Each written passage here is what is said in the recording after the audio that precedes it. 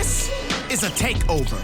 Wall Street and the ASX now at our fingertips with this right here.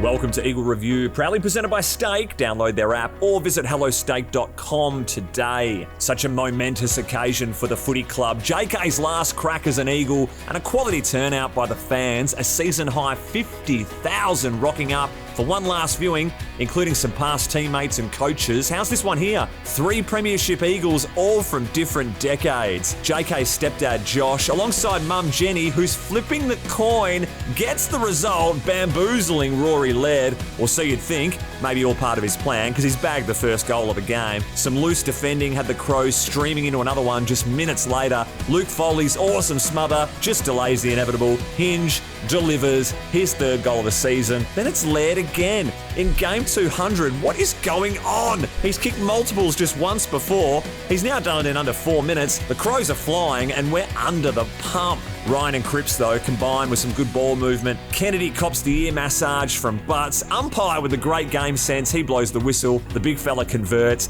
Teammates come rushing over. Geez, they're going to get knackered doing this all game. Then Ryan again with a precise ball use late in the opening quarter. Chisels this nice little number to the great man. Check out the block from Darling, though, getting his opponent and JK's tangled up, and that's all the space the big fella needs. He drills his second from the same spot. The king is locked in. Next centre bounce, Laird looking to exit. Nick Nat puts a stop to that. Redden collects, gives to Shuey, and like we've seen for so many years, lace out to Kennedy. Rioli does well just to get out of the way there. He's now got 3 in the opener, and the Eagles finally steady after the punch in the mouth to begin the game. Second term, JK has it forward 50, completely whiffs on the handball attempt. Not to worry though, his little mate from Northampton, Jamie Cripps, pops up. He snaps it round the corner and keeps the deficit within a goal. The Eagles continue with their quality clearance work. Natanui with one of his team-high 9 clearances, gives to Rioli, then on to O'Neill, the youngster finishing with 16 disposals and 8 tackles with limited time on ground, and this delivery to Kennedy is spot on. That's number 4. Moments later, we see Will Hamill absolutely smashed by Darling in this marking contest. He would take no further part in the game. Halftime arrives and the home side with their nose in front just by a couple of points. Not an ideal situation considering the amount of territory and ball dominance the boys have had. The third quarter wasn't ideal by any stretch. The Crows with the first 3 straight quarters they've pulled this off. Pretty annoying stuff. A few brutal turnovers in some tough areas on the ground. In fact, Adelaide would outscore us by 7 goals in turnovers for the match. That's a hefty amount. But who else was going to stop the run of 4 straight snags by the Crows? Of course it was number 17. He gets goal side of his opponent and Ryan finds him for number 5.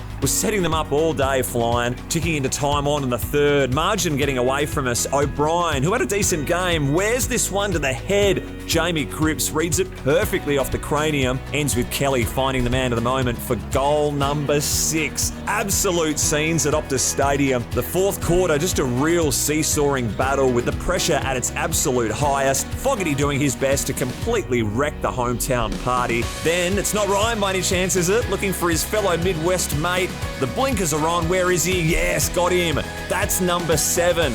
Back to a 1-goal game. Fogarty, what are you doing? Stop ruining everything. The Crows seem to always find an answer when they needed to. Then it's Darling. How's this contest? At the top of the square, keeps his feet, gathers, wrapped up, but he's too powerful for that. Releases to JK, and fitting his final goal was delivered by his forward compadre. Bailey Williams just moments later. JK calling for it behind him was an absolute cracker. The ruckman boots it, but ultimately denied by the edge, picking up some goalpost movement. Check out these epic back-to-back tackles though. Shuey with the first, absolutely buries Hinge. That's Goldberg-like. Then Jones as the Crows are looking to run the ball out of defence. Great rundown tackle. O'Neill winds up with it, finds JK with the Johnny on the spot, looking for number 9 but tugs it left. You wouldn't read about it. That's the closest the boys got from that moment on, and despite trying their absolute guts out on the day, they fall to the Crows by 14 points. The fairy tale just wasn't meant to be for one of the most beloved Eagles of the modern era,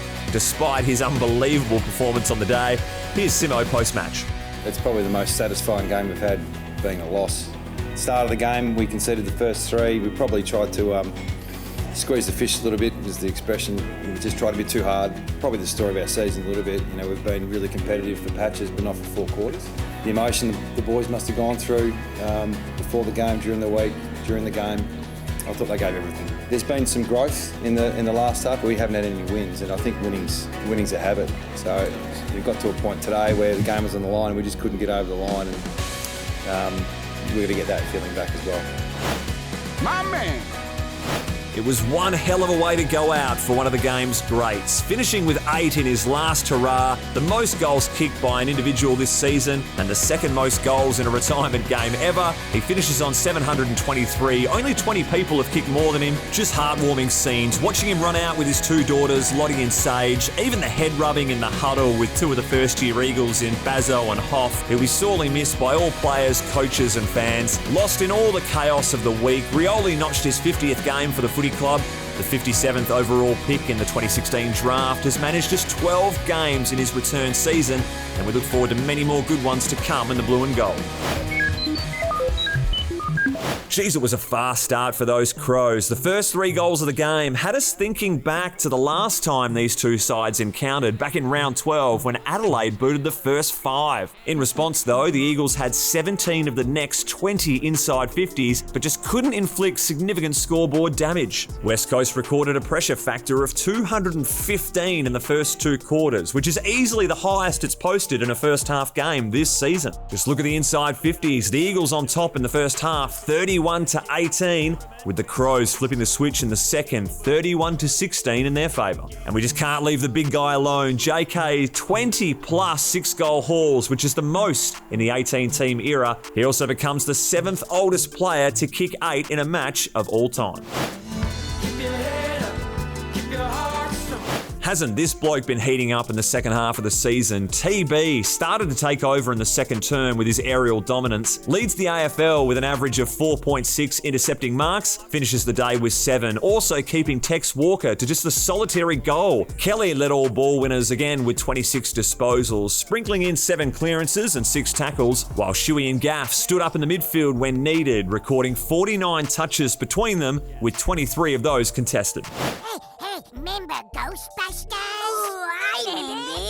Good to see Zach Langdon back at the top level, his first AFL game since round 6 against the Power. He had a long layoff with an ankle injury, but worked hard during his time in rehab, strung together 3 good waffle performances, and the opportunity came knocking with West and Petrocelli out with injury. He provided good defensive pressure with 5 tackles, but his 8 disposals, including 3 goal involvements, were quite critical on the day. The first to Shuey, who in turn sets up Duggan for his 3rd goal of the season, but the best was in the last, pouncing on this loose ball, ducks inside and finds the lightning Jamie Cripps flying past, able to steady for this pivotal major and his 2nd of the day. Xavier O'Neill thinking that Nick Nat was moonlighting as the field umpire during the game. That wasn't to be. Petreski-Seaton had some real good moments out there. This fend-off in the back half, certainly one of them. The next possession, though, gets on the scoreboard, just at the wrong end of the ground. Simo post-match, saving the IGA footy from coming off its mantle, and he was pretty happy with himself. There you go. Nailed that. Marlon Pickett giving a bit back to the Port Adelaide fans after slotting this ripper from the boundary line. Gotta love that. But the winner, Toddy Goldstein, someone's got to check on his grill, because this soccer to the head from teammate Jai Simpkin is one of the best Falcons of 2022. Thanks for watching this week's episode of Eagle Review, and remember, if you transfer your portfolio over $1,000 to Stake, they'll give you $0 ASX trades for the year. That's literally unbeatable. Visit hellostake.com or download their app today. This is a takeover. Wall Street and the ASX now at our fingertips with this right here.